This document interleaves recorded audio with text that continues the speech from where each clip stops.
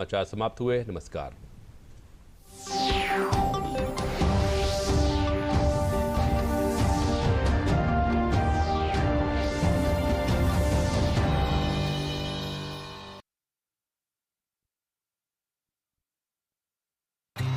अरे क्या हुआ मुन्ना, तुझे अदरक और चटवाता हूँ। देखिए इसकी सांसें तेज चल रही है, घरेलू इलाज नहीं, तुरंत डॉक्टर के पास ले जाना होगा। तुम तो यूं ही घबरा जाती हो। अच्छा मेरी एग्जाम कब है? एग्जाम? हाँ, और हम दोनों का टीकाकरण कार्ड कहाँ है? बेटा ये सब माँ को पता होगा ना। पापा जब सब माँ को पता है तो आप उनकी बात मानो ना। और स्कूल में भी बताया है कि सांस का तेज चलना निमोनिया हो सकता है। मान गए माँ की नजर को। चलो अस्पताल चलते हैं। इसे निमोनिया हुआ है। सही समय पर इसे यहाँ लाकर आपने बड़ी परेशानी होने से बचा लिया। अगर खांसी और जुकाम के साथ तेज सांस या पसली चलने लगे तो ये निमोनिया के लक्षण हैं। ऐसे में घरेलू इलाज नहीं, तुरंत अपने नजदीकी स्वास्थ्य केंद्र जाएं। सांस निमोनिया नहीं तो बचपन सही।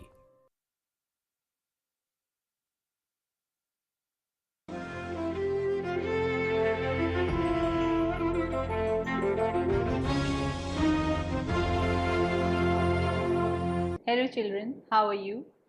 I am Meenakshi Tripathi, Principal Government High School Osa Raebareli, and today I will teach you the second lesson of your course, A Fellow Traveler by A.G. Gardiner.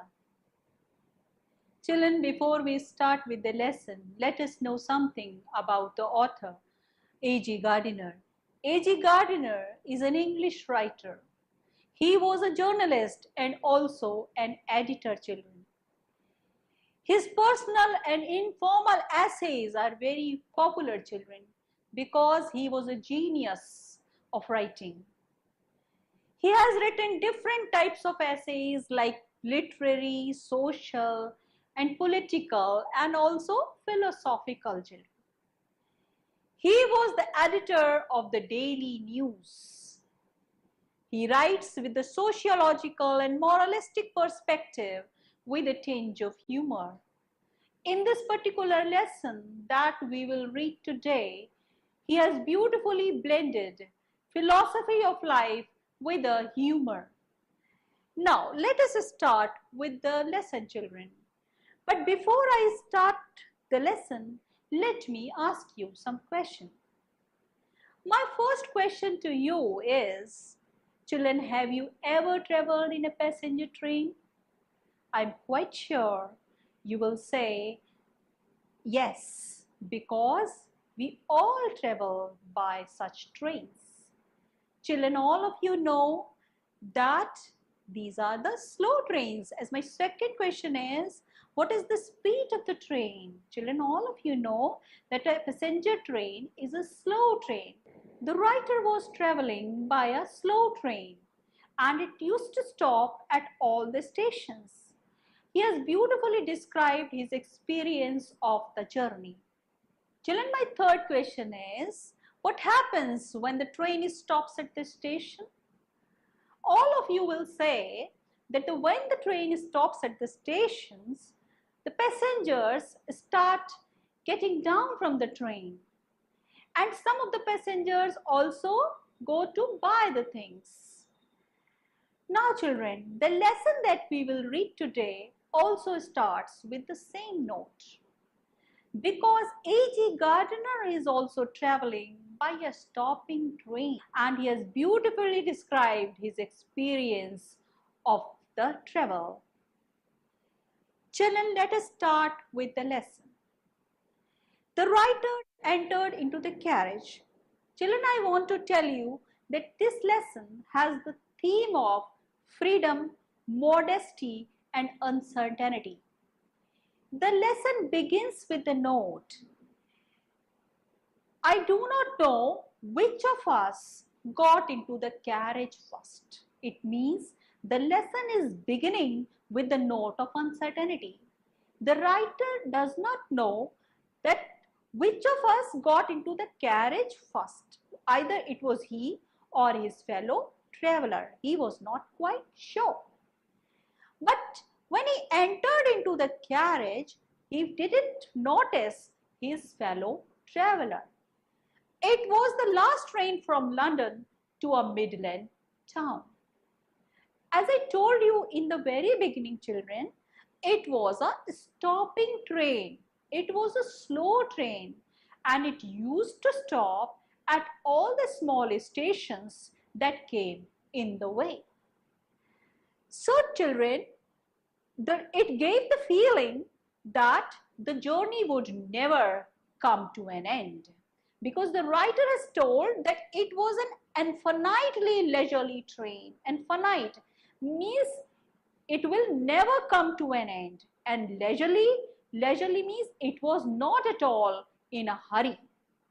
So he felt that perhaps this journey would never come to an end, because it used to stop at all the stations and it was taking a lot of time, children.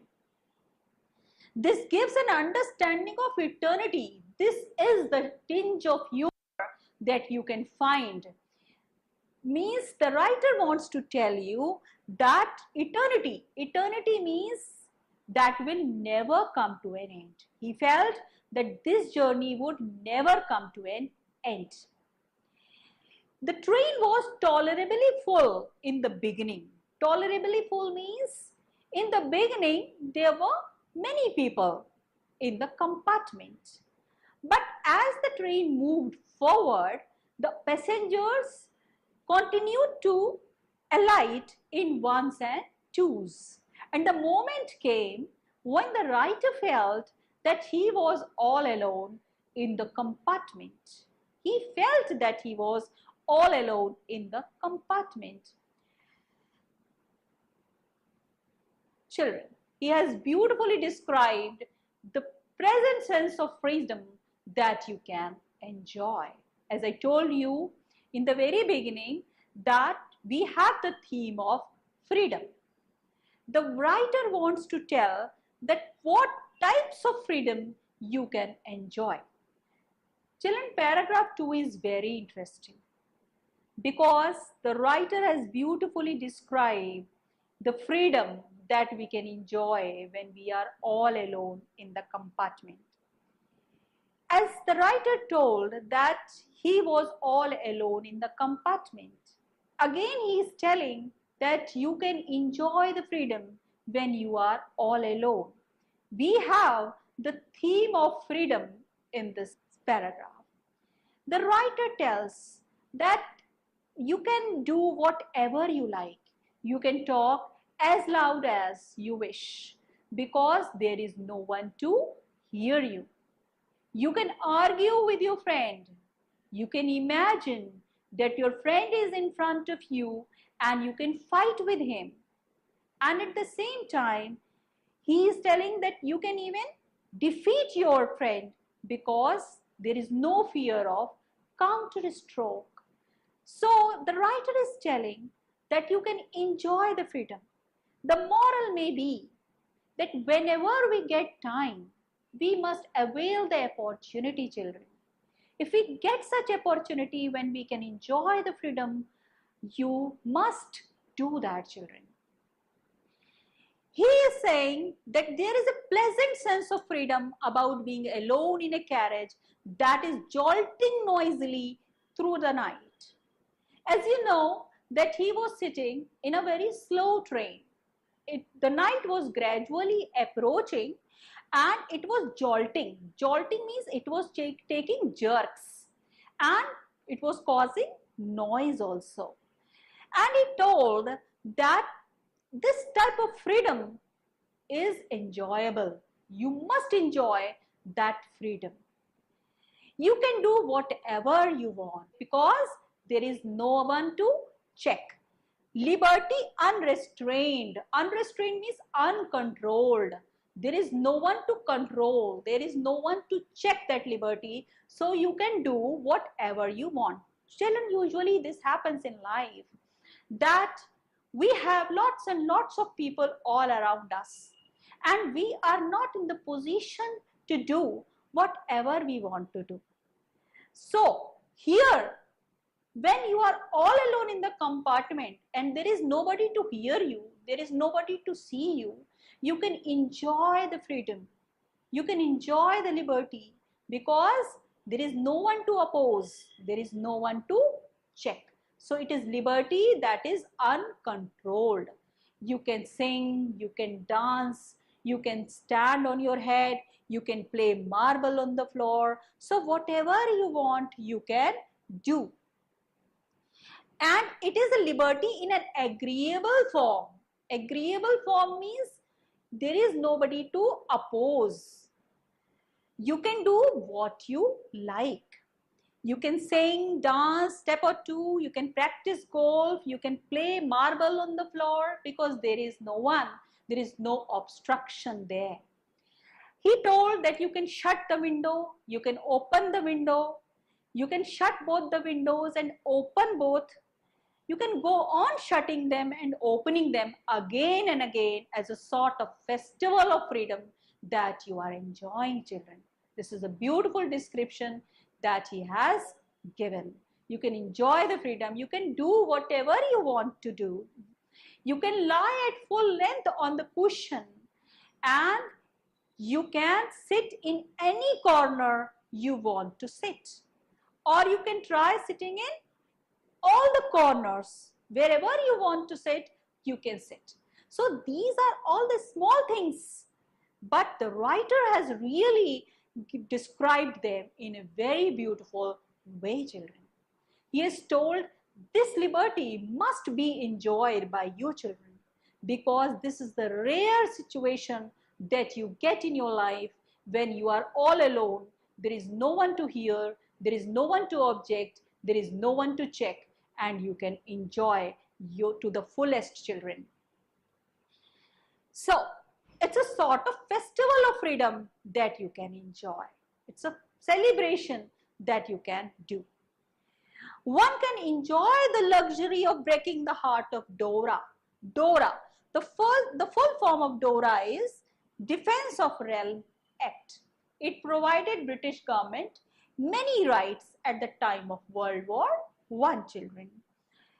The writer wants to tell that you can break even the rules and regulations and nobody will know that you are breaking them.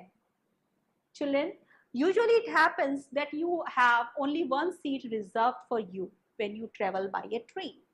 But when you are all alone, you can sit anywhere you want to sit. It means you are breaking the laws. But there is no one to check.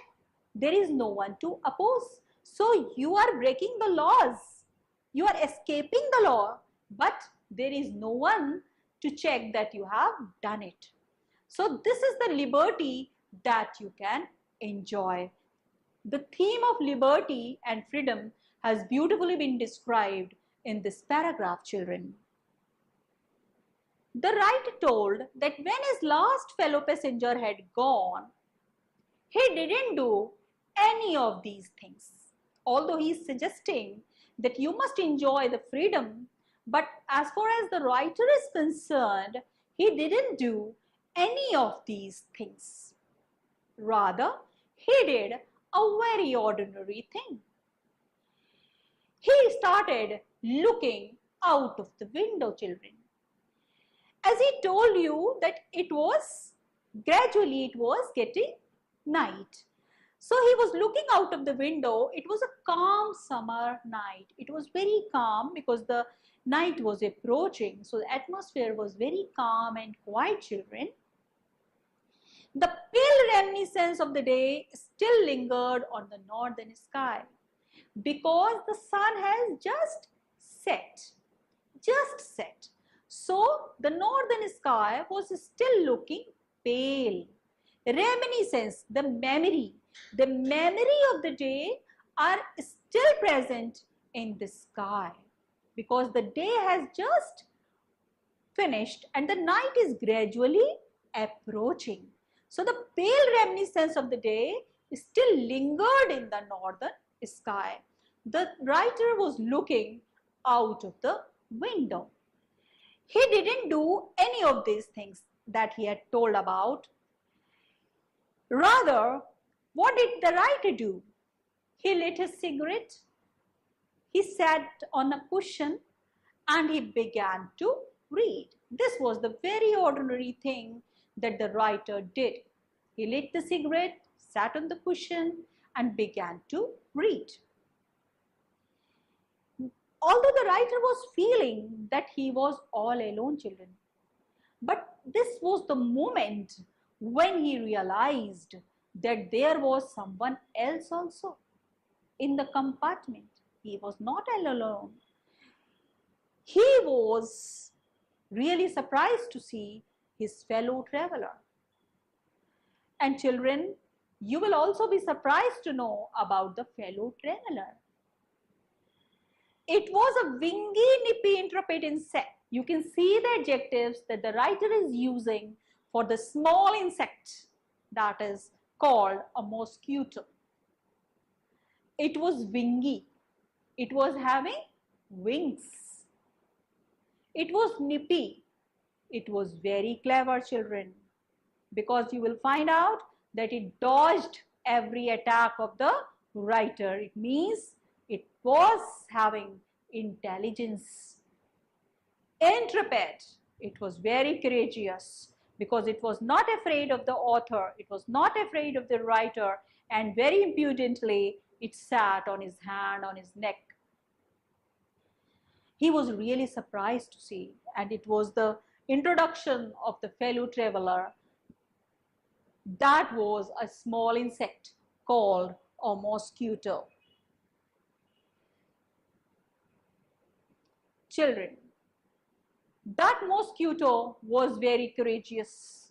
It was very bold, as the writer had told. It sat on his neck.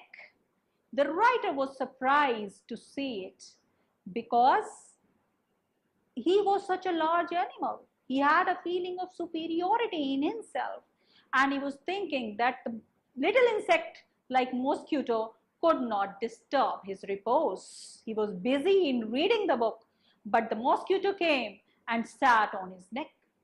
He flicked him off because he was thinking that it was a little mosquito and he could not do any harm to him, and it was very easy to remove him. But he was mistaken, children. He had a feeling of superiority, but it was not easy to defeat this little insect. The mosquito was very clever, as the writer has told you. It investigated its three dimension. You can see the use of the word investigated. It was very minutely, it was observing the whole compartment. The three dimensions, the breadth, length and height, means it was going in all the corners of the compartment and checking everything very well. You can see the tinge of humor in this lesson. The writer has very beautifully dealt with a very ordinary topic in an exceptionally interesting way, children. The mosquito decided it was gradually developing into a personality. You can see, children. The writer told that the mosquito decided that there was nothing more interesting than that large animal in the corner. You can see the use of the word large animal. The writer calls himself large animal. He had a feeling of superiority, and he felt that the mosquito was thinking that perhaps he was the most interesting thing in that compartment, because the mosquito did not go anywhere. Rather, it came and sat on the back of his hand. Really, it was developing into a personality, children. Children, today we will stop here, but let me summarize all the things that we have studied today. Children, I told you that this beautiful lesson, A Fellow Traveler, is written by A.G. Gardiner. And A.G. Gardiner is a master of writing beautiful essays. In this particular essay, he has blended philosophy with humor. and very ordinary topic he has dealt in an interesting way, children. He was traveling by a slow train. It was a stopping train, children. It used to stop at all the stations. Children, when he boarded the train, it was tolerably full. But gradually the passengers started alighting in ones and twos. And the moment came when the writer was left all alone in the compartment. Children, you can see the theme of uncertainty throughout the lesson. The writer begins the lesson. I do not know which one of us got into the carriage first. It means he is not certain that he was all alone in the compartment. His fellow traveler was also there in the compartment. He is not certain about that, children. He had beautifully described all the things that we can do when we are all alone in the compartment.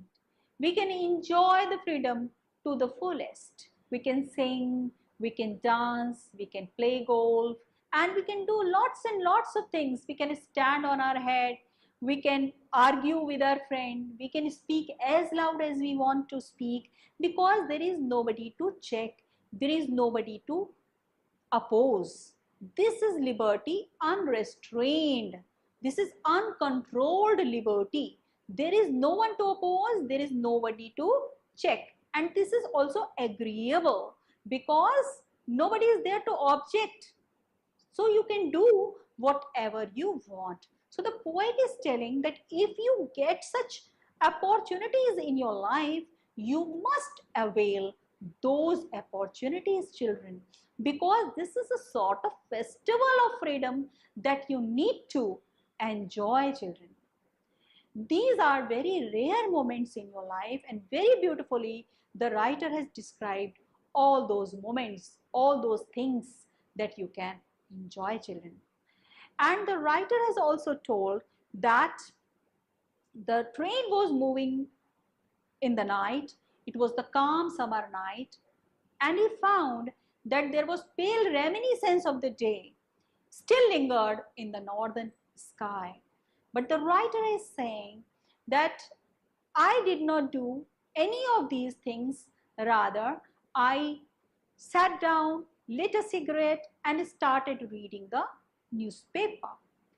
Only then he realized that there was someone else also in the compartment, and this was his fellow traveler. He had beautifully described the fellow traveler, and it was a little insect.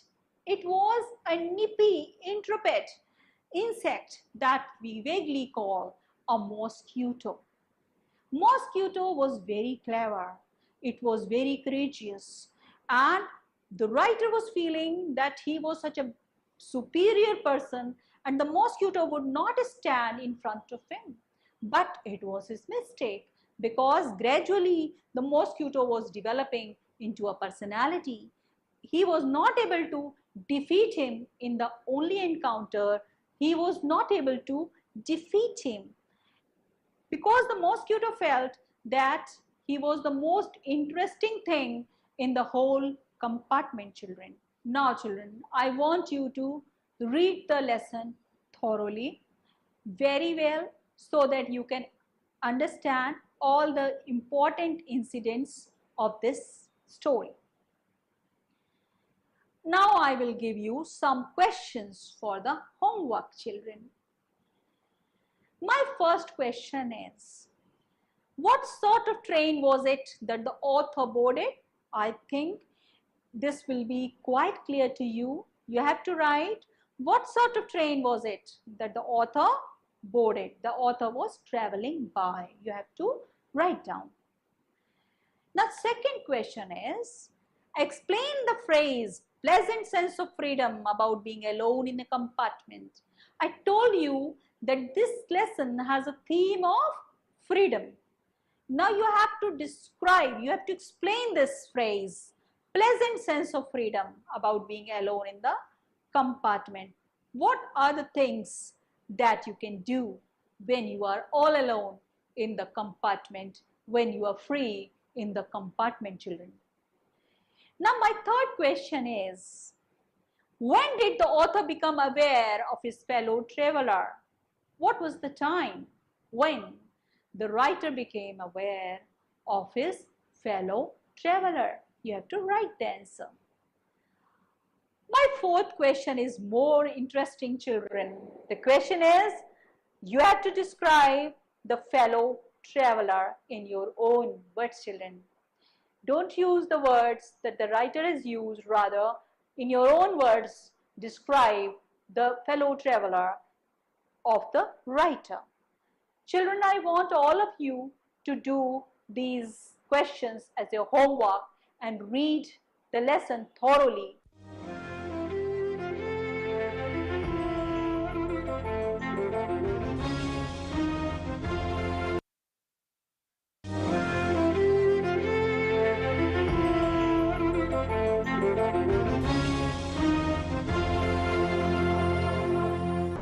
प्यारे बच्चों, मैं doctor रचना सिंह भदौरिया, सहायक अध्यापिका रामनारायण लाल girls inter college Gorakhpur, आप सभी का कक्षा 10 की सामाजिक विज्ञान की क्लास में स्वागत करती हूँ। बच्चों, जैसा कि हम सभी जानते हैं कि हमारी पाठ्य पुस्तक है भारत व समकालीन विश्व भाग 2। ये इतिहास की पुस्तिका है और इसके पाठ 3 के भूमंडलीकृत विश्व का बनने का हम अध्ययन कर रहे हैं।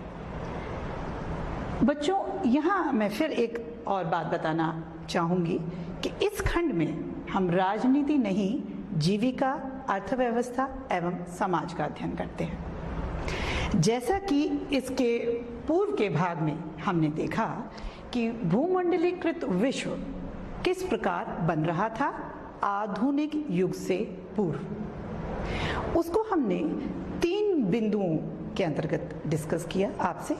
वो 3 बिंदु थे रेशम मार्ग, भोजन की यात्रा और तीसरा था विजय, बीमारी और व्यापार। बच्चों, आज उसके भाग 2 का अध्ययन हम करेंगे, लेकिन जैसा कि मैं अक्सर अपनी कक्षा में करती हूँ कि इतिहास का अध्ययन बिना मानचित्र के नहीं कर सकते, इसीलिए आप सबके सामने विश्व मानचित्र है। इसमें हम महाद्वीप और महासागरों को नहीं फोकस करेंगे, बल्कि महाद्वीपों के अंदर जो देश हैं उनकी स्थापना या उन इकाइयों पर फोकस करेंगे। जैसे कि आज के फोकस का, आज के मुख्य केंद्र का बिंदु रहेगा अमेरिका महाद्वीप। इसमें जैसे मैं पहले भी कहती आई हूँ कि ये मध्य अमेरिका कैरेबियन द्वीप समूह का हम आज जिक्र करेंगे। अफ्रीका महाद्वीप को भी विस्तार से कुछ पढ़ेंगे। इसके साथ ही ये एशिया महाद्वीप में भारत, चाइना, रशिया को डिस्कस करेंगे और साथ ही आज ऑस्ट्रेलिया का भी हम अध्ययन करेंगे। किंतु बच्चों, जैसा आप सभी जानते हैं कि आधुनिक युग का इतिहास बिना यूरोप के पढ़े तो संभव है ही नहीं, इसलिए मुख्य रूप से मुख्य केंद्र बिंदु यूरोप ही रहेगा। इसको आप अपने स्मृति में रखें। अब हम आगे स्टार्ट करते हैं अपना आज का विषय। आप सभी को पता है हम भूमंडलीकृत विश्व का बनना पढ़ रहे हैं और इसके चर्चा के आज मुख्य बिंदु रहेंगे 19वीं शताब्दी, जो कि 1815 से 1914 है, यानी कि प्रथम विश्व युद्ध के आगमन तक। इसके अंतर्गत जिन बिंदुओं को आज हम मुख्य रूप से डिस्कस करने जा रहे हैं वो हैं विश्व अर्थव्यवस्था का उदय, तकनीक की भूमिका, 19वीं सदी के आखिर में उपनिवेशवाद का क्या स्वरूप था और अफ्रीका में रिंडरपेस्ट या मवेशी प्लेग किस प्रकार फैला। 5वां बिंदु रहेगा भारत से अनुबंधित श्रमिकों का जाना। 6 पॉइंट विदेश में भारतीय उद्यमी किस प्रकार पहुंचे और 7 पॉइंट रहेगा भारत के परिप्रेक्ष्य में व्यापार, उपनिवेशवाद और वैश्विक व्यवस्था में इसकी स्थिति। तो आइए बच्चों प्रारंभ करते हैं 19वीं शताब्दी के टॉपिक से। 19वीं सदी में बच्चों दुनिया बहुत तेजी से बदलने लगी। आर्थिक, राजनीतिक, सामाजिक, सांस्कृतिक और तकनीकी कारकों ने तो जैसे पूरे समाज का कायापलट कर दिया और विदेश संबंधों को भी एक नया ठहरा दिया। अर्थशास्त्रियों का ये मानना है कि अंतर्राष्ट्रीय आर्थिक विनिमय में 3 प्रवाह यानी कि 3 गतियां प्रमुख रूप से होती हैं। पहला प्रवाह होता है व्यापार। ये 19वीं सदी में प्रमुख रूप से वस्तुओं तक ही सीमित था। दूसरा है श्रम। श्रम का प्रवाह जब होता है तो इसमें लोग काम या रोजगार की तलाश में एक जगह से दूसरी जगह जाते हैं। तीसरा प्रवाह है पूंजी का। इसमें क्या होता है कि अल्प या दीर्घ अवधि के लिए दूर दराज के इलाकों में निवेश कर दिया जाता है। बच्चों, ये तीनों तरह के प्रवाह एक दूसरे से जुड़े हुए हैं और ये तीनों ही जीवन को प्रभावित करते हैं। कभी कभार इनमें आपसी संबंध टूट जरूर जाता है, लेकिन जब हम अध्ययन करेंगे 19वीं सदी का तो विश्व अर्थव्यवस्था को ज्यादा अच्छी तरह से समझेंगे जब हम इन तीनों प्रवाहों को साथ पढ़ेंगे। बच्चों, तो चलिए बढ़ते हैं अपने पहले सब टॉपिक की तरफ, जो है विश्व अर्थव्यवस्था का उदय। विश्व अर्थव्यवस्था का उदय ने भूमंडलीकरण में क्या सहयोग दिया, इस टॉपिक के अंतर्गत हम उसे पढ़ेंगे। बच्चों, इस विषय को समझने के लिए सबसे ज्यादा जरूरी है कि हम समझें कि औद्योगिक यूरोप में खाद्य उत्पादन और उपभोक्ता के बदलते रुझानों पर विचार करें। सामान्य रूप से बच्चों हम सभी जानते हैं कि हर देश खाने के मामले में आत्मनिर्भर होना चाहता है, किंतु 19वीं सदी के ब्रिटेन की तो बात ही अलग थी। आइए देखें कैसे। 18वीं सदी के आखिरी दशकों में बच्चों ब्रिटेन की आबादी बहुत तेजी से बढ़ने लगी। नतीजा, देश में भोजन की मांग बढ़ी। भोजन की मांग बढ़ी तो कृषि उत्पादन महंगे होने लगे। दूसरी तरफ क्या हुआ कि जो बड़े भूस्वामी थे उन्होंने सरकार पर दबाव डाला कि जो मक्का का आयात बाहर से आ रहा है उसको रोकें, और कॉर्न लॉ के माध्यम से सरकार ने ये किया। किंतु अब खाद्य पदार्थ महंगे हो गए। ऊंची कीमतों से परेशान होकर उद्योगपतियों ने और शहरी बाशिंदों अर्थात नागरिकों ने सरकार को मजबूर किया कि वो कॉर्न लॉ को फिर से समाप्त कर दे। कॉर्न लॉ निरस्त हो गया। इससे क्या हुआ कि अब बहुत कम कीमत पर खाद्य पदार्थों का आयात होने लगा। अब इससे देखिए क्या फर्क पड़ा। आयातित खाद्य पदार्थ की लागत ब्रिटिश में पैदा होने वाले खाद्य पदार्थ से भी कम थी। कहने का अर्थ है, अगर हम अपने घर में कुछ खाना बना रहे हैं तो उससे भी ज्यादा सस्ता खाना बाहर से हमको आ रहा है, तो निश्चित तौर पे मुनाफा तो बाहर के आने वाले खाद्य पदार्थ से ही होगा। जब खाद्य पदार्थ बच्चों उनकी कीमत गिरने लगी तो ब्रिटेन में उपभोग का स्तर बढ़ गया। स्वाभाविक सी बात है। अब पूर्वी यूरोप, सोचिए रूस, अमेरिका और हमने मानचित्र में देखा ऑस्ट्रेलिया, ये क्या होने लगा, और दुनिया के और बहुत सारे हिस्सों में ब्रिटेन का पेट भरने के लिए जमीनों को साफ किया जाने लगा। अब खेती के लिए जमीन तो साफ हो गई। अब जरूरत थी किसकी, कि इन खेती वाले इलाकों को बंदरगाह और रेलवे लाइन से कैसे जोड़ा जाए। साथ ही क्योंकि ज्यादा से ज्यादा माल की ढुलाई हो सके और ये सामान बाजारों तक समय से पहुंचाया जा सके, इसके लिए नई गोदियां का निर्माण जरूरी था और पुरानी गोदियों का थोड़ा विस्तार भी जरूरी था। अब नई जमीनों पर खेती करने के लिए आवश्यक था कि वहां लोग भी चाहिए, लोगों का वहां आकर बसना। इन सारे कामों के लिए पूंजी चाहिए थी और श्रम चाहिए था। अमेरिका और ऑस्ट्रेलिया जैसे स्थानों पर मजदूरों की बहुत कमी थी क्योंकि वहां जनसंख्या कम थी। अब क्या हुआ कि वहां लोगों को ले जाकर बसाया जाने लगा, यानी कि हम यहां किया। आइए बच्चों एक चित्र को देखें जो आपकी पाठ्यपुस्तक एनसीईआरटी से ही लिया गया है। इसमें हम देख सकते हैं कि किस प्रकार आयरिश अप्रवासी इकट्ठे हैं एक जहाज पर चढ़ने के लिए। बच्चों, किसी भी विषय को समझने के लिए बहुत ज़रूरी है कि हम उससे कुछ व्यक्तिगत तालमेल बिठाएं। तब ऐसे ही तालमेल बिठाने के लिए आपकी ही पाठ्यपुस्तक में एक गतिविधि दी रखी है जो मैं आपके लिए चाहती हूँ आप करें। कल्पना कीजिए कि आप आयरलैंड से अमेरिका में आए एक खेत मजदूर हैं। इस बारे में एक पैराग्राफ लिखिए। आपको एक पैराग्राफ लिखना है कि आपने यहाँ आने का फैसला क्यों किया और अब आप आ गए हैं तो आप यहाँ अब क्या करते हैं। ऐसे ही एक दूसरी गतिविधि है कि एक फ्लो चार्ट बनाइए। एक फ्लो चार्ट के माध्यम से ये दर्शाइए कि ब्रिटेन ने खाद्य पदार्थों के आयात का निर्णय लिया तो उसके कारण अमेरिका और ऑस्ट्रेलिया की ओर पलायन करने वालों की संख्या क्यों बढ़ने लगी। चलिए बच्चों, अब अपने दूसरे सब टॉपिक की ओर चलते हैं, तकनीक की भूमिका। निश्चित तौर पे जब हम आधुनिक युग की बात कर रहे हैं तो तकनीक की बात तो जाहिर सी है करनी ही होगी। रेलवे, भाप के जहाज, टेलीग्राफ, इन सब में तकनीकी बदलाव बहुत महत्वपूर्ण रहे। उनके बिना 19वीं सदी में आए परिवर्तनों की तो जैसे कल्पना ही नहीं की जा सकती।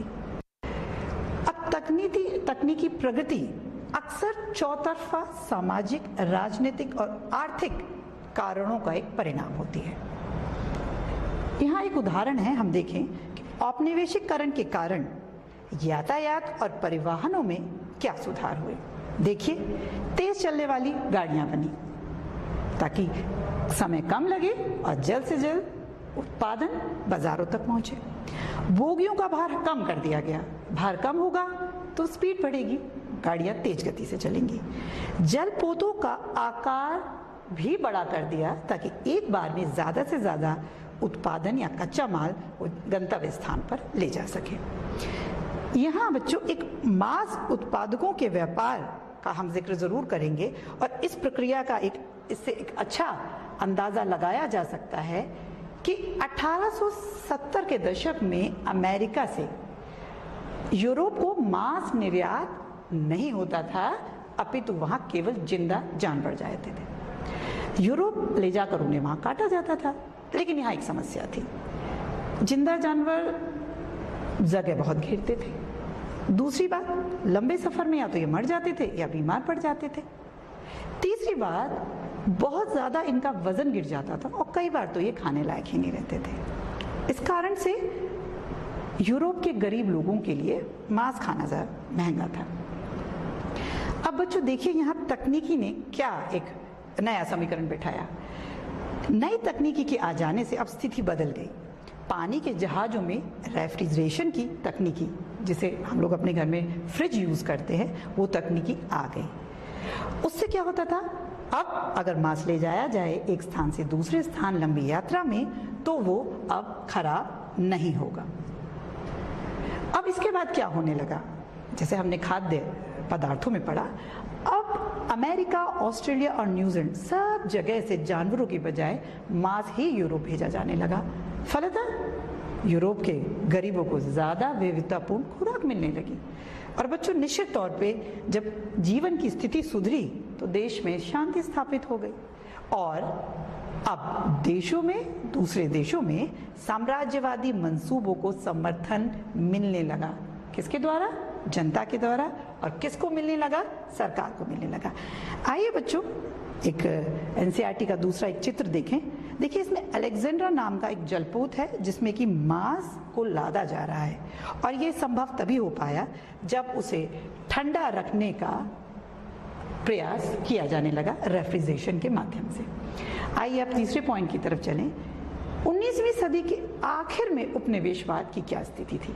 आप सभी जानते हैं उपनिवेशवाद क्या होता है। जब एक शक्तिशाली संपन्न राष्ट्र अपने साधन, अपने हितों को साधने के लिए किसी कमजोर किंतु संसाधन से संपन्न राष्ट्र को अपनी ताकत से दबाता है और उसकी संसाधनों का प्रयोग अपने विकास के लिए करता है, वो उपनिवेशवाद है।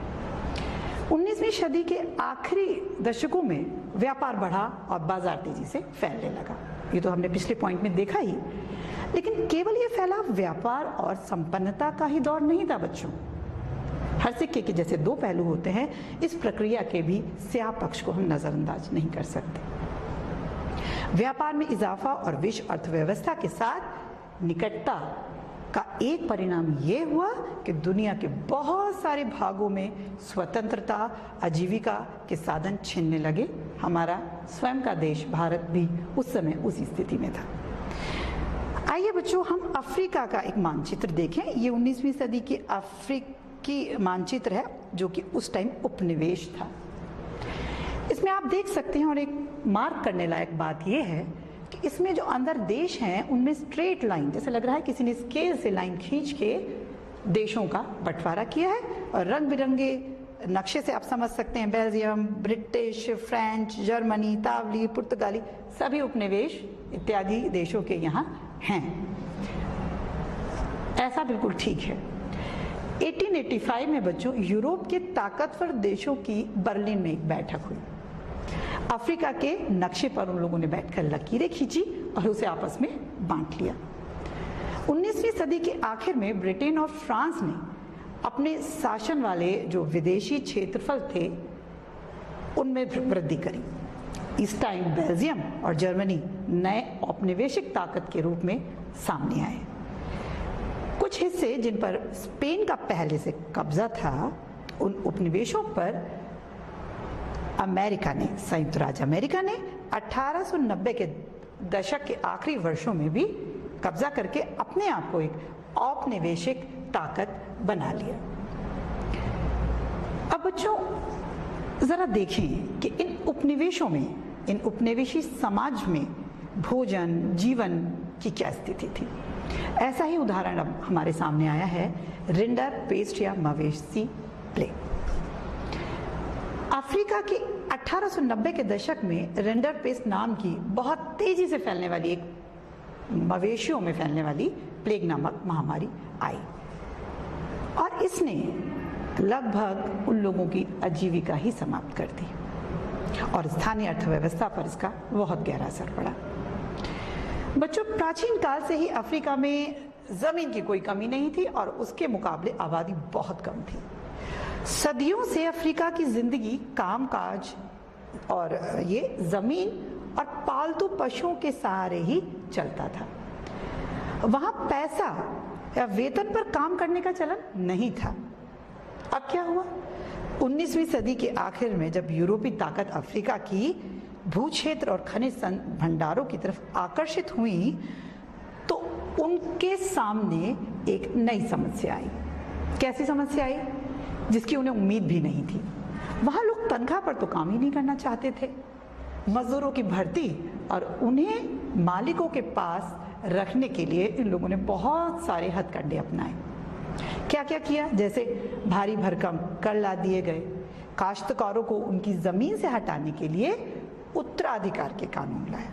एक नया उत्तराधिकार का कानून आया जिसमें क्या किया गया, कुछ ऐसा हमने भारत में भी देखा डलहौजी वाले किस्से में। इसमें क्या किया गया कि ये कहा गया कि अब परिवार के मात्र एक ही सदस्य को पैतृक संपत्ति मिलेगी और बाकी लोगों को जबरदस्ती श्रम बाजार में ढकेल दिया गया। तभी वहां बेटा ये रिंडर पेस्ट नाम की बड़ी ही विनाशकारी रोग फैला। अब ये रोग भी कैसे फैला देखें। ये बीमारी ब्रिटिश आधिपत्य वाले एशियाई देशों से आई, क्योंकि वहां से जानवरों को यहाँ लाया जाता था और पूर्वी अफ्रीका में एरिट्रिया पर हमला करते इतालवी सैनिकों के पेट भरने के लिए इनको लाया जाता। बहुत जल्द ये बीमारी संपूर्ण अफ्रीका में एक जंगल की आग की तरह फैल गई और इससे लगभग 90% मवेशियों की मौत हुई। 90% का आंकड़ा छोटा आंकड़ा नहीं है। पशुओं के खत्म हो जाने से अफ्रीकियों की रोजी रोटी और साधन समाप्त हो गए। जो बचे कुचे पशु थे उन पर यूरोपियों ने कब्जा कर लिया। अब पूरे अफ्रीका को जीतने व गुलाम बनाने के लिए उनके पास एक बेहतरीन मौका आ गया। 19वीं सदी की दुनिया के अन्य भागों में भी बच्चों पश्चिमी आक्रमण विजयों के परिणामों की ऐसी और बहुत सी कहानियां हमें देखने को मिलती हैं। आइए इस चित्र को देखें बच्चों। ये अफ्रीकी रिंडरपेस्ट या मवेशी प्लेग का एक चित्र है, एक दृश्य है, दर्दनाक भी है। आप जहां तक निगाह फैलाएं आपको इसमें मरे हुए पशु ही दिखाई देंगे। अब बच्चों देखें कि भारत से किस प्रकार अनुबंधित श्रमिक भी विदेशों में भेजे जाने लगे। ये अनुबंधित श्रमिक गिरमिटिया मजदूर कहलाते थे और 19वीं सदी की दुनिया की विविधता प्रतिबिंबित करते हैं। ये तेज आर्थिक वृद्धि के साथ साथ जनता के कष्टों में वृद्धि, ध्यान से सुनिए, कुछ लोगों की आय में वृद्धि तो दूसरों के लिए बेहिसाब गरीबी, कुछ क्षेत्रों में भारी तकनीकी प्रगति और क्षेत्रों में उत्पीड़न के नए रूपों की इजाद की हुई दुनिया थी। इसे भी हम और विस्तार से समझेंगे कैसे।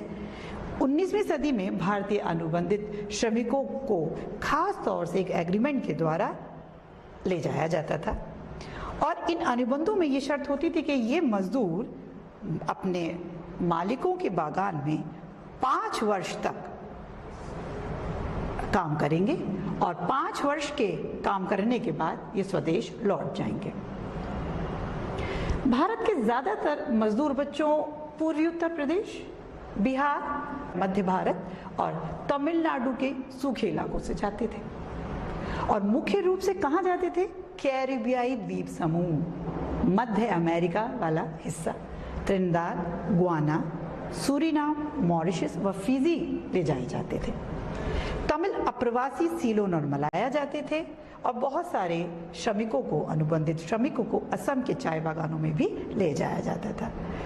मजदूरों की भर्ती का काम मालिकों के एजेंट किया करते थे और ये एजेंट इसका कमीशन लेते थे, किंतु ये एजेंट कभी भी अप्रवासी मजदूरों को सच्चाई नहीं बताते थे बल्कि झूठी जानकारियां दिया करते थे। अगर कोई मजदूर राजी नहीं भी होता तो ये उसका अपहरण कर लेते थे। इसीलिए 19वीं सदी में इस प्रथा को नई दास प्रथा का नाम भी दिया गया। बागानों में कार्यस्थल पर पहुंचने के बाद जब मजदूर देखते थे कि वहां तो वो स्थिति है ही नहीं जिसकी उन्होंने कल्पना की थी, नई जगह में जीवन एवं कार्य की स्थितियां बहुत कठोर थीं, उन्हें कोई कानूनी अधिकार भी प्राप्त नहीं थे। इसके बावजूद मजदूरों ने जिंदगी बसर करने के अपने तरीके ढूंढ लिए। निश्चित तौर पे बच्चों, जैसा मैं हमेशा कहती हूँ, चुनौतियां तो मनुष्य जीवन की पहचान है। अब देखिए इसका प्रतिफल क्या हुआ कि बहुतों ने अपनी पुरानी और नई संस्कृति का एक सम्मिश्रण किया, व्यक्तिगत और सामूहिक अभिव्यक्ति के नए रूप में सामने आए। कैसे? त्रिनिदाद में मुहर्रम के सालाना जुलूस को एक विशाल उत्सव के रूप में मनाया जाने लगा और जिसमें बच्चों सभी धर्म और नस्लों के मजदूर हिस्सा लेते थे। इसी प्रकार रास्ता फारियान वाद नामक एक विद्रोही धर्म भी सामने आया। इसमें भी हमें सांस्कृतिक मिश्रण की एक झलक मिलती है। त्रिनिदाद और गुयाना में एक मशहूर है चटनी म्यूजिक। ये भी अपने आप को एक रचनात्मक तरीके से अभिव्यक्त करने का एक उदाहरण है।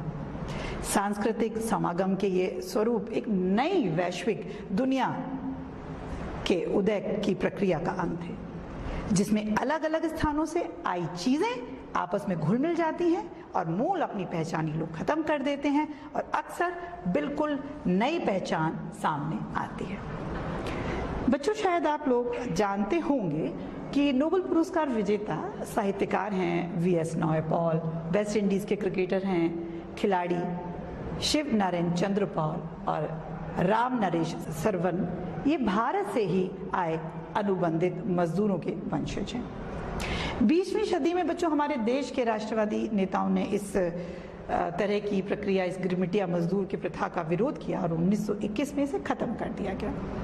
लेकिन बच्चों, नायपॉल जी के प्रारंभिक उपन्यास में इस विद्रोह और परायपन के एहसास को बड़ी खूबी दर्शाया गया है। बच्चों, पिछले दिनों हमने अपने देश में कोविड-19 के कारण जो लॉकडाउन था उसमें प्रवासी मजदूरों के इसी प्रकार के दारुण दृश्य भी देखे कि किस प्रकार स्वदेश प्रेम के लिए ये मजदूर नंगे पैर किलोमीटरों झुंड के झुंड में चलते गए कि किस प्रकार से ये अपनी मातृभूमि, अपने गांव, अपने शहर पहुंच सके।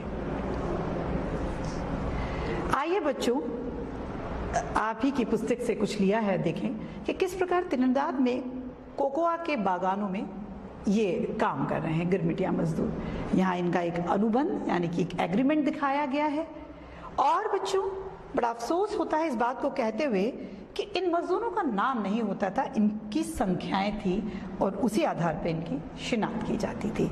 एक गिरमिटिया मजदूर की आप बीती भी है, एक राम नारायण तिवारी जी हैं जो 10 वर्ष के लिए वहाँ गए थे। बड़ा दर्दनाक उन्होंने एक वाकया यहाँ लिखा है। लेकिन बच्चों, ये चर्चा हम यूरोप में राष्ट्रवाद में भी कर चुके थे और मैं फिर चाहूँगी इस पर आप देखें कि राष्ट्रीय पहचान के निर्माण में भाषा और लोक परंपराओं का क्या महत्व होता है। आइए बच्चों, एक 6 अपना सब टॉपिक अब देखते हैं कि विदेशों में भारतीय उद्यमी किस प्रकार पहुंचे। विश्व बाजार के लिए खाद्य पदार्थ व फसलों को उगाने के लिए पूंजी की आवश्यकता थी, तो बड़े बागानों के लिए बैंक से तो पैसा मिल जाता था, लेकिन छोटे मोटे किसानों का क्या होता। वहीं बच्चों, देसी साहूकार और महाजन दृश्य में आते हैं। नाम ध्यान से सुनिएगा, शिकारीपुरी श्रॉफ और नेट्टू कोट्टई चेटियार, ये बैंकर थे और ये यूरोप में जाकर अपनी व्यवस्था इन्होंने खोली। ये मध्य एवं दक्षिणी पूर्वी एशिया में निर्यातोन्मुख खेती के लिए कर्ज दिया करते थे। अफ्रीका में यूरोपीय उपनिवेशकारों के पीछे हमारे ये भारतीय व्यापारी और महाजन भी पहुंचे और हैदराबादी सिंधी व्यापारी तो यूरोपीय उपनिवेशकों से भी आगे निकल गए और 1860 के दशक में बच्चों इन्होंने दुनिया भर के बंदरगाहों पर अपने बड़े बड़े एम्पोरियम अर्थात दुकानें, शॉप्स की एक तरह से स्थापना की। आइए बच्चों, अपना 7th और लास्ट पॉइंट देखें कि भूमंडलीकरण में अब भारत के परिप्रेक्ष्य में व्यापार, उपनिवेश और वैश्विक व्यवस्था किस प्रकार अपना योगदान दे रही थी। बच्चों, भारत में पैदा होने वाली महीन कपास यूरोपीय देशों को निर्यात होती थी, किंतु जब औद्योगिकरण हुआ तो ब्रिटेन में बढ़ते कपास के उत्पादन के कारण उद्योगपतियों ने सरकार पर दबाव डाला और कपास आयात पर रोक लगा दी। फलस्वरूप आयात कपड़ों पर सीमा शुल्क थोपने से महीन कपास का आयात कम होने लगा। 19वीं सदी में बच्चों, ब्रिटिश कपड़ा उत्पादक दूसरे देशों में भी बाजार खोज रहे थे। इसलिए क्या हुआ, अब अंतर्राष्ट्रीय बाजार में भी भारतीय लोगों को प्रतिस्पर्धा का सामना करना पड़ा। भारतीय निर्यात के आंकड़ों पर अगर अध्ययन डालें तो देखेंगे कि सन 1800 के आसपास सूती कपड़े का निर्यात 30% और 1815 में घटकर 15 और 1817 में ये अनुपात मात्र 3% रह गया। वहीं एक दूसरा आंकड़ा देखिए कि निर्मित वस्तुओं का निर्यात तो घटता जा रहा था और उतनी ही तेजी से कच्चे माल का निर्यात भी बढ़ता जा रहा था। 1812 से 1871 के बीच में बच्चों, कच्चे कपास का निर्यात 5% से बढ़कर 35% तक पहुंच गया।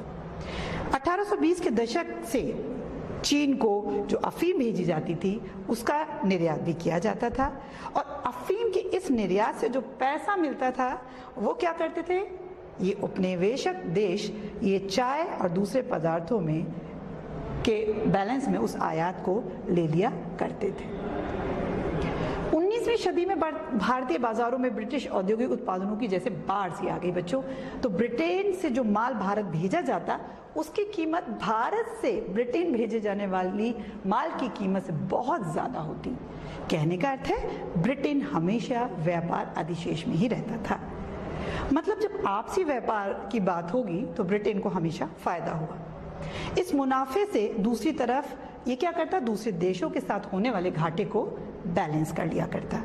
बहुपक्षीय बंदोबस्त बच्चों इसी प्रकार कार्य करता है और ब्रिटेन के व्यापार से जो अधिशेष हासिल होता था, ये लोग क्या करते थे, उसको नाम दिया था होम चार्जेस। कहने का अर्थ है जो हमारे देश में होने वाले घरेलू खर्चों को वो इसी से बैलेंस किया करते थे, अपने अधिकारियों को पेंशन देना, बाहर के कर्जों पर जो ब्याज था, इंटरेस्ट था, उसे चुकाना। बच्चों, आज के लिए इस भाग से इतना ही। आइए देखें हमने आज क्या पढ़ा। हमने आज 19वीं शताब्दी को पढ़ा और जिसमें हमने भूमंडलीकृत विश्व के बनने की प्रक्रिया को देखा। इसमें ये 7 बिंदुओं के अंतर्गत हमने इसे पढ़ा। विश्व अर्थव्यवस्था का उदय, तकनीकी भूमिका, 19वीं सदी के आखिर में उपनिवेशवाद, रिंडरपेस्ट या मवेशी प्लेग अफ्रीका में था जो, भारत से अनुबंधित श्रमिकों का जाना, विदेश में भारतीय उद्यमी, भारतीय व्यापार, उपनिवेशवाद और वैश्विक व्यवस्था। बच्चों, आपको गृह कार्य देने से पूर्व बस एक छोटा सा आपको और काम देना चाहूंगी। हम अपना अगला प्रकरण जो पढ़ेंगे वो 2 महायुद्धों के बीच अर्थव्यवस्था से संबंधित है। तो कृपया कर मानचित्र पे एक बार प्रथम विश्व युद्ध में शामिल होने वाले देशों के नामों को मानचित्र पे रेखांकित जरूर कीजिएगा। आइए अब गृह कार्य देखें। संक्षेप में एक टिप्पणियां ही लिखनी है, 2 आपको। एक लिखनी है कॉर्न लॉ के समाप्त करने के बारे में ब्रिटिश सरकार का फैसला, इस पर आपको एक छोटी टिप्पणी लिखनी है। और अफ्रीका में रिंडर पेस्ट का आना। वहीं आप बस एक बिंदु है चर्चा का, इसमें करिएगा कि अंतर्राष्ट्रीय आर्थिक विनिमयों में जो 3 प्रवाह गतियों की व्याख्या हमने आपको बताई थी वो करनी है, और तीनों प्रकार की गतियों के भारत और भारतीयों से संबंधित एक उदाहरण और उनके बारे में आपको संक्षेप में लिखना है। बच्चों, आज की कक्षा में बस इतना ही। अब अगले प्रकरण के साथ हम फिर मिलेंगे। धन्यवाद।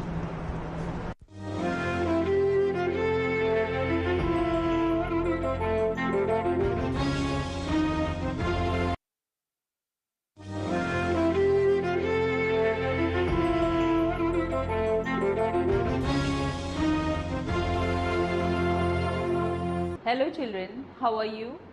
Today I will teach the second lesson of your course, A Fellow Traveler by A.G. Gardiner. Children, I am Meenakshi Tripathi, Principal Government High School, Osa, Raebareli, and I will teach you the second part of this lesson. We have already read the first part. Children, before I start the remaining paragraphs, let me do a recap. In my last class, I told you that writer A.G. Gardiner was traveling from London to a Midland town. He was traveling in a train, and it was a slow train, children. It was a stopping train, and it used to stop at all the small stations. And it was a leisurely train. It was not at all in a hurry, and the passengers were alighting in ones and twos. The writer boarded the train, and gradually the passengers were alighting, and in some time he felt that he was all alone in the compartment. Rather, later on he felt that it was his mistake that he thought that he was all alone. He has beautifully described all the things that we can do when we are all alone. We can enjoy the freedom, because freedom is something that is really very rare, and we must enjoy it if we get the opportunity to do it, children. He had told us various things that we can do when we are all alone. We can sing, we can dance, we can talk to ourselves, we can imagine that we are fighting with a friend, and we can even defeat him because there is no one to counter attack. So there are a lot of things that we can do. We can open the window, we can shut the window, we can go on opening and shutting the window. It's a sort of festival of freedom that we can enjoy, children. But A.G. Gardiner told that he did not do any of these things on that particular day when he found himself all alone in the compartment. He stood up and started seeing out of the window. The pale reminiscences of the day were still present in the northern sky. He lit his cigarette and sat down, and he began to read. It was only then that he realized that there was someone else also in the compartment. And children, who was it? It was a mosquito. I told you in my last class that E. Gardiner was a genius as a writer. He had beautifully blended philosophy of life with humor, children. Very beautifully he had described a very ordinary incident of life with an exceptionally interesting way. Very beautifully he has described the small incident of life in an exceptionally interesting way. He has used 3 adjectives for the mosquito: wingy, nippy, and intrepid. It was having wings, it was very clever, and it was very courageous. He was thinking that the mosquito was very little and it could not do any harm to him. But it was really a misunderstanding of the writer, because later on he felt that it was not the truth. Children, these were the things that we studied in our last class. Now we'll study further. First of all, it sat on the neck of the writer. The writer flicked him off, and he thought that very easily it would go. But he was mistaken, children, because the mosquito took a round of the whole compartment, all the 3 dimensions, and then again it came and sat impudently, very rudely. It was not afraid of the writer. Very rudely it again came and sat on the back of his hand, children.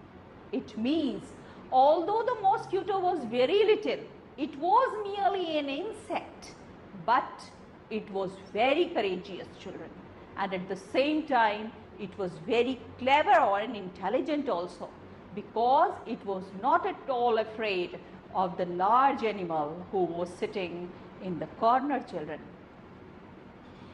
The writer said, magnanimity has its limit. Actually, there was a sense of superiority in the writer. He was feeling that he was superior to that little creature. And he was a distinct personality. He was an august person. He was a distinct personality. And how was it possible that that small incident could disturb his repose? He was not able to tolerate it, because his sense of superiority was hurt, children. So my august person resents the tickling impertinence of strangers.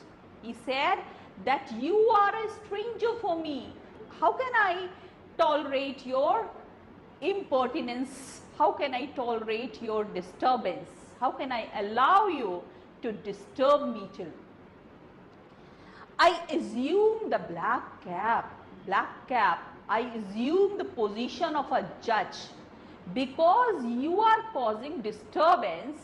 Now I have become a judge for you, and now I am going to give the right judgment, because justice demands it and the court awards it, because it is the demand of justice that you must be punished now.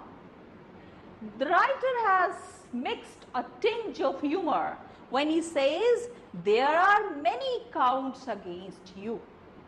Many counts, there are many charges against you.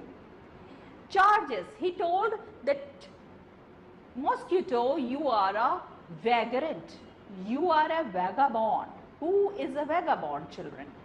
Vagabond is a person who roams here and there aimlessly. So he says that mosquito is also roaming here and there aimlessly. So this is the first count against that insect. Another one is that it is causing a public nuisance, because as all of you know, mosquitoes cause public nuisance. So, and another charge is that it is traveling without ticket. It is inside the compartment, but it has not taken any ticket. So how can it be possible that it is breaking the laws, it is breaking the rules and regulations of the railways? This is also one of the charges. Another charge is that it has no meat coupon and still it is sucking the blood. So the writer is saying that for all these and many other misdemeanors, I am going to kill you. The writer is full of superiority feeling, and that is the reason that he said that I have given you the death sentence. Now nobody will be able to save you. His personal vanity was aroused. His personal ego, ego aroused, and he decided that he would no longer accept the disturbance of this little insect who had no identity in front of it, because it was such a small insect. How can he be defeated by such a small insect like mosquito? So he decided that he would kill it at all costs, and he made all the efforts to kill it. He launched at it with his paper, with his hand, and when he saw that he was not able to kill it, he used or he adopted tactics of feline cunning, cat-like cunningness. What did he do?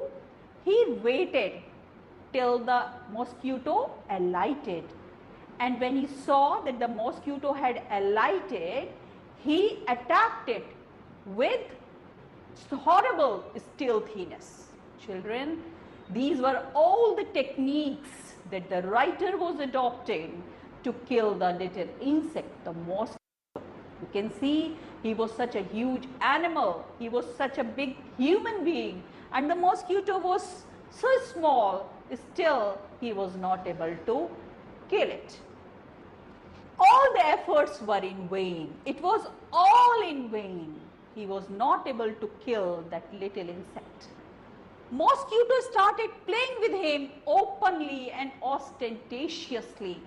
Ostentatiously is also openly. So the mosquito started playing with him. He felt that the mosquito very easily, it was enjoying the battle with the writer, and he was feeling so helpless. He was feeling so humiliated that he was not able to kill the mosquito. Although in the very beginning he was thinking that it would be very easy for him to kill the mosquito, but now he was feeling that it was not such easy as he was thinking. The mosquito was acting like a skillful matador. Children, all of you know that in bullfighting the role of matador is very important, because it makes the bull furious and completely the bull is under his control. So the writer has given a beautiful example. He says that my condition was just like an infuriated bull, and the mosquito was behaving like a skillful matador. I was not able to defeat that mosquito, and he was completely able to control me like a skillful matador controls the infuriated bull. So it is really a very humorous example that the writer has given. He felt that now the mosquito had started playing with him. He was enjoying the company of the writer. He wanted a little sport, and what sport like being chased by a huge lumbering windmill of a creature? Lumbering, because now he was so exhausted that he was walking with heavy steps, children. He had been chasing the mosquito for such a long time that now he had lost all the energy and he was lumbering, he was walking with heavy steps, children. And he was such a huge animal, he was such a big in size, and he was not able to defeat that mosquito, and gradually that sense of superiority that was there in him in the very beginning was fading, children. He felt how he could be superior to a creature who had defeated him in the only battle he fought with him. Now he felt that he was entering into the spirit of a fellow. He felt that he was not superior to that wretched creature. The writer is also suggesting that outer appearance should not be the basis of our judgment. We can be biased. We have to know someone before we make judgment about that, because he was thinking that mosquito would be very easy target for him, but it was not the right decision, children, that he felt later on. So he entered into the spirit of a fellow. This insect developed into a personality. He has humanized the insect, the mosquito, and he felt that gradually it was developing into a personality because it had all the qualities, the intelligence that a human being must have. He decided to be magnanimous. So how could he regain his prestige? The best method was to be modest, to be merciful. So he decided that he would be magnanimous. He would show mercy towards the insect, towards the mosquito.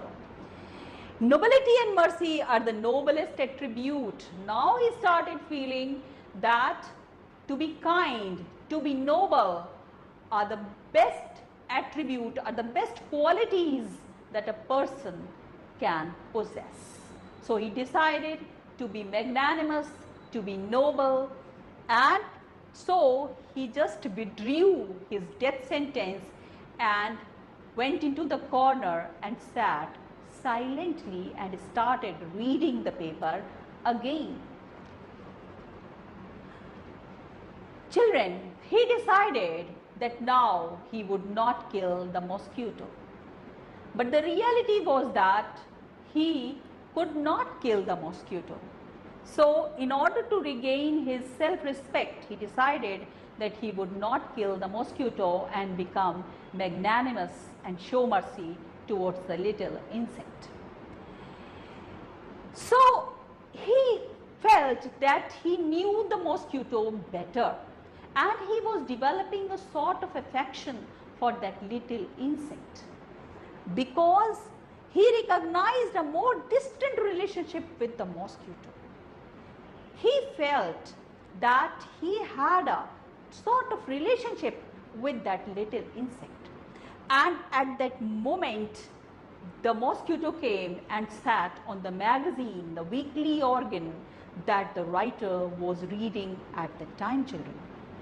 On one page there was the article Peace Trap, and on the other the modesty of Mr. Hughes.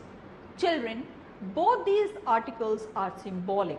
Peace Trap because the writer has decided to be peaceful with the mosquito. The modesty of Mr. Hughes because the writer has also decided to be modest with the mosquito. When the mosquito sat there on the magazine, he thought that it was really very easy to kill the mosquito. The only thing he had to do was to close the book. But he decided that he would not do it because he had withdrawn the death sentence. Now he started feeling a sort of affection for that little insect. He felt that fortune had made them fellow traveler. It was fortunate. It was their luck that made them fellow traveler. They traveled in the same compartment in the same train, children. He had interested the mosquito and the mosquito had entertained him. The obligation is mutual, means both of them have done something for each other. So the obligation was mutual because both of them had done something for other. As you read, that mosquito had entertained him and he had interested the mosquito. So both are doing something for each other. Now the writer felt that there is a sort of relationship between him and the mosquito because both of them are mortals, and the miracle of life is common between the author and the mosquito, and it's mystery too. The life is a miracle, the life is a mystery for both the mosquito and the writer, and he felt that both of them are totally unaware about the origin and end of life. So they are fellow mortals. There is a sort of relationship between them because both of them are not only fellow travelers, they are also fellow mortals. The writer ends the lesson with a note of uncertainty because he said that we come into the lighted carriage, flutter round the lamp, and then go into the night again. The life of journey has been compared to the life of the train. We start our journey of life, but we are totally unaware of our origin. We flutter round the lamp, we are interested, we are attracted towards all the materialistic things in life, and later on when the hour comes, we leave this world. And the writer uses the word perhaps. Nobody knows where we go after death. It is really a mystery. Life is a mystery for both the mosquito and the writer. So he ends the lesson with a note of uncertainty. As I told you in the very beginning, we have the theme of uncertainty that you can find here. He heard the voice of the porter who called him and said that it was his station. He seized his hat and a stick and got down from the carriage. But when he turned, he saw that the mosquito, his fellow traveler, was still fluttering around the lamp. And still it was uncertain when was he going to alight from the train. So the lesson ends with a note of uncertainty, children. Children, before I give you the homework, let me do a recap of all the things that we studied in this lesson. A.G. Gardiner was traveling by a train. It was a slow train. It used to stop at all the small stations. He told about the luxuries of freedom and all the things that we can do when we are all alone in the compartment. He told how we can enjoy the freedom. We can sing, we can dance, we can play marble, we can enjoy the freedom, we can shut the window and open it. We can stand on our head, we can lie on the cushion at the full length. But the writer did not do any of these things. He was enjoying the pale reminiscence in the northern sky. And later on, he felt that he was not all alone. He had a fellow traveler also inside the carriage. And he had beautifully introduced that fellow traveler. It was a wingy, nippy interpret that we vaguely call a mosquito.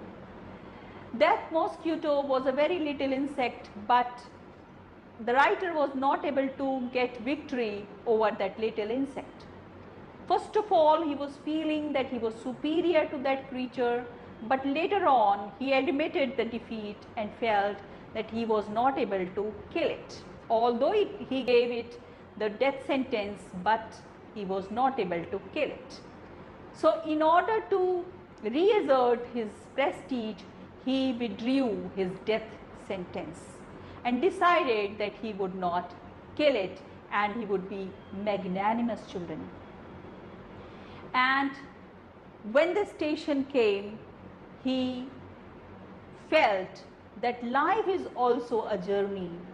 We begin our journey and we end our journey, the life comes to an end, and he felt that there is this distant relationship between him and the fellow traveler, that is the mosquito, because both of them are mortals.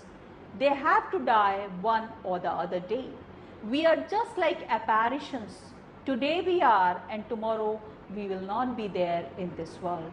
So life is a mystery, life is a miracle for both the creatures, the writer and the mosquito. The writer has ended the lesson with a note of uncertainty when he says that he is not sure where the mosquito would go into the night. Now, children, I will give you some homework. There are 5 questions that I will give you, children. What did the fellow traveler do to avoid the death sentence? You have to tell the techniques the fellow traveler adopted to avoid the death sentence. The second question is, why did the author decide to be magnanimous? Why he decided to be magnanimous or merciful? The third question is, what relationship did the writer develop with his fellow traveler? When he felt that he would not be able to kill it, what sort of relationship did he develop with that fellow traveler? What does the word black cap mean?